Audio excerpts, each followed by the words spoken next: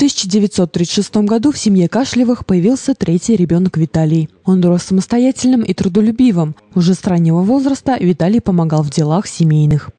Как все дети сельские, работали на огороде, косили сено, заготавливали, кололи дрова, ухаживали за скотиной, играли в футбол.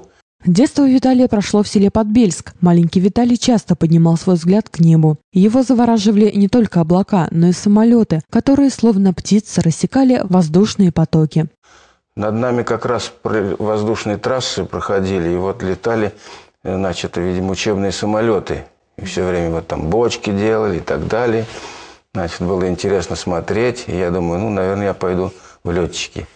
Закончив в 1959 году школу, Виталий Кашлев вместе со своими друзьями поступил в Куйбышевский политехнический институт. С тех пор судьба Виталия Ивановича была определена. Он стал покорителем земных недр, добытчиком черного золота. В первые месяцы и в последующем, пока я работал помбором, я испытывал, в общем-то, такие физические нагрузки,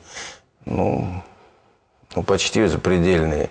Именно так начал он свой трудовой путь в бурении. Софинско-Дзержинское, Евгеньевское, Западно-Коммунарское месторождение. Вместе со своими соратниками эти и другие залежи нефтяных богатств открыл и освоил Виталий Иванович Кашлев. На протяжении 47 лет он трудился в Отрадненском управлении буровых работ. За это время Виталий Иванович прошел большой путь от помбора до начальника предприятия. Виталий Иванович всегда заботился о людях. На его счету множество добрых дел, как для своих сотрудников, так и для города.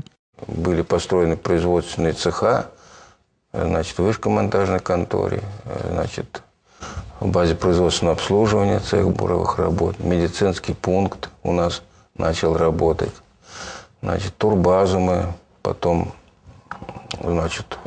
улучшили ее. Именно благодаря большому вкладу в развитие Отрадного, его благоустройства, улучшению материального обеспечения ветеранов Виталия Ивановича ценят и уважают. Его избирали председателем городского совета, а также неоднократно депутатом Отрадненского городского совета народных депутатов. Поручали, я старался делать, будем так говорить. Может быть, что-то и получалось. Поэтому и избирали. Даже уйдя на заслуженный отдых, Виталий Иванович все так же принимает активное участие в общественной жизни нашего города и прививает такое же мировосприятие молодым отрадненцам. Встречи поколений, уроки мужества и памяти. Эти и многие другие мероприятия по патриотическому и духовно-нравственному воспитанию проводятся в Музее истории города под руководством Виталия Ивановича Кашлева. Этот человек на протяжении 10 лет не только возглавляет Совет Музея истории города, но и знает, как заинтересовать молодежь. За долголетний добросовестный труд Виталий Иванович Кашлев награжден орденом Дружбы народов, медалью за доблестный труд. Ему присвоено звание «Почетный нефтяник», отличник нефтяной и газовой промышленности, заслуженный работник Минтопэнерго России, а также заслуженный работник нефтяной и газовой промышленности Российской Федерации. С 2001 года Виталий Иванович заслуженно носит звание «Почетный гражданин города Отрадный». Также он награжден медалью за заслуги перед городом. Однако сам юбиляр скромно отзывается о своих делах. Старались мы работать нормально, что требовалось, мы делали. Может быть, не все получалось, не всегда получалось, но старались. Девиз какой? Не обижай других, и ты не будешь обижен. Вся жизнь Виталия Ивановича тесно переплелась с судьбой Отрадного. Несмотря на большую загруженность на производство и в общественной жизни, одним из главных приоритетов для юбиляра всегда была семья.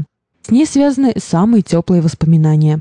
Когда мы переехали в 1963 году, они в скорости купили телевизор. Это была такая редкость. Но мы 2 семьи соберемся, пельмешки сделаем, бутылочку вина. Больше они не разрешали, 1 бутылку на 2 семьи. Сделаем и с упоением смотрим телевизор. Хоккей какой был, ой, боже мой. Это вспоминаем. Многие отрадницы хотели бы поздравить с юбилеем этого значимого для нашего города человека. Аполлинария Швед, Максим Ковальчук, Владимир Постников, телерадиокомпания «Отрадный».